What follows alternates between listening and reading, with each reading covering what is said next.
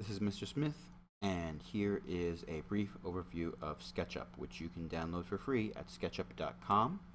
Now, if you are one of my students in the computer lab, you don't have to do this because I've already installed it on all the computers. If you find a computer without SketchUp, let me know, but they should all have SketchUp on them.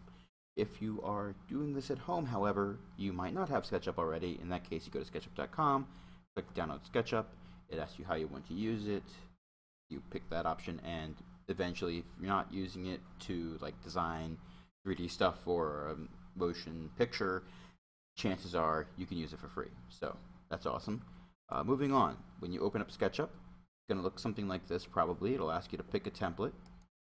And in my case, I'm just going to pick the simple template because I'm not really getting really fancy today. Let's just start SketchUp. Alright, now we've got a bunch of options up here. We've got the select tool, which you can use to click on things, which we could then copy paste them and stuff like that. We have the eraser tool for getting rid of things, which, oh, there we go, we just deleted that guy. Oops. Control Z will of course bring people back if you need to. By the way, if you are using a mouse, you have a scroll wheel that you can use to zoom in and out, which is kind of nice.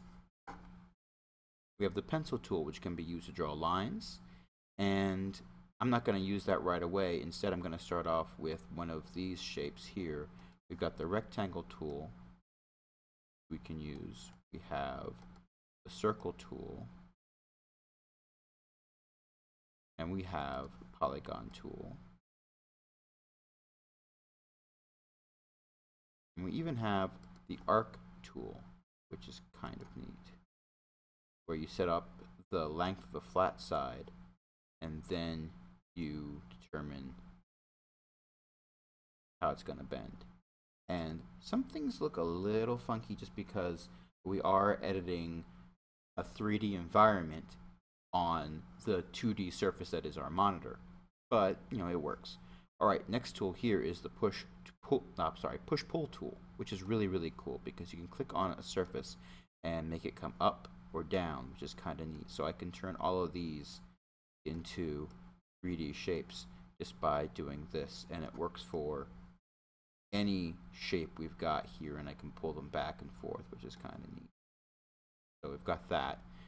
Next up is the offset tool, which offsets a plane, which is kind of nice for if you want to make a single shape on the inside. That can work. Like I could turn this into a hollow cylinder by doing that and then going back in and pushing one up or down. There we go. Like so. Then we have the offset tool, which is kind of weird. Wait, no, I already showed how to do that. The offset tool is not the kind of weird one. We got the move tool, which is kind of neat because we can actually move things around like this. But where this really comes in handy is, let's say that I wanted an arched roof, or I wanted actually a roof that had a peak to it, sort of like a schoolhouse, or, well, I'm thinking old-fashioned schoolhouse, but like a home or something like that. Let's make this get a little bit larger and then use this line tool. The cool thing with the line tools, it will snap to midpoints like so, and it will try to make the lines be horizontal or vertical so that I could draw parallel lines like this, and that's kind of cool. I can make sure they're parallel even without pulling out a ruler or anything. But in any case, up here I've put this line across the top. Now I can go up and use this move tool and click and pull up, and as you can see, I got to move that. But you can move pretty much anything. I can move flat surfaces or lines, and everything else will just bend to go with it, and you can get pretty weird results if you play with it too much. Alright, next up is the rotate tool, where I can click and then I turn this, say how far I want it to rotate.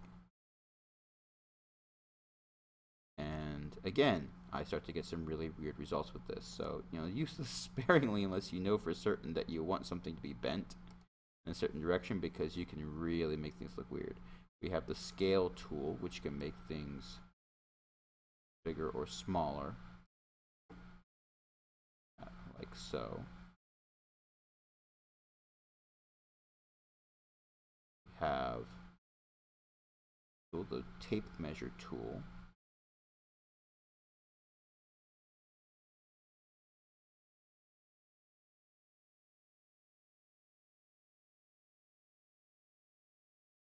Which, as you can see,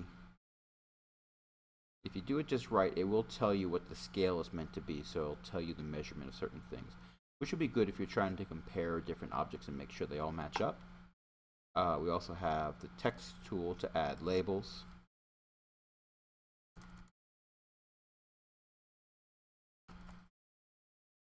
Yes, that is a label. We have the paint bucket tool, which we can use to color surfaces different colors or textures. We got a whole bunch of these.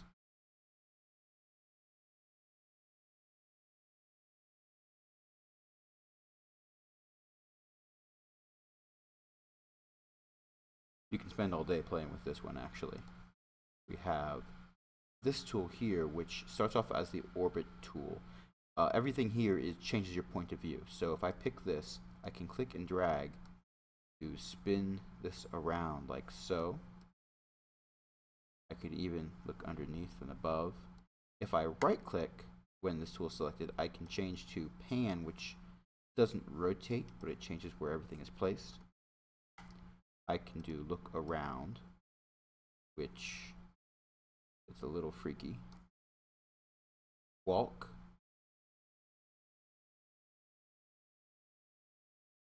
Gives me a tour, sort of. This would look pretty good if you had like a whole building rendered out, or like a city or something. Let's go back to orbit so I can see what I'm doing again. Okay. Now we also have the pan tool here as well.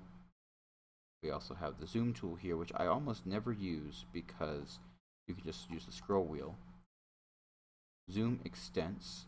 Zoom the camera view in or out to show the entire model. So it'll basically help show everything you have in one go. And we have these extra things here, which I'm not going to worry about too much for importing, exporting models. Don't worry about that too much. But those are the basic tools that we have available in SketchUp and how to do stuff. One last thing, when you go to save, go to File and Save, that will save it as a SketchUp file, which you can then open again and continue to edit. But if you want to show it to other people, what you're probably going to want to do is export it as a 2D graphic, because that way they'll be able to view it on pretty much any machine versus having machines that are currently running SketchUp or some other type of 3D editor. So 2D graphic, you pick your file format. My favorite's PNG, so that's what I pick, but there's got others in there. You got JPEGs, you've got PDF files for the crazy people who want to save as PDF files, pure bitmaps, which are huge files, but you get the idea. And I can change the name, I can choose the location, click export, and I'm good to go. So if you have any questions over this basic overview of how to use SketchUp without actually teaching you how to do anything really specific, by all means, don't hesitate to ask.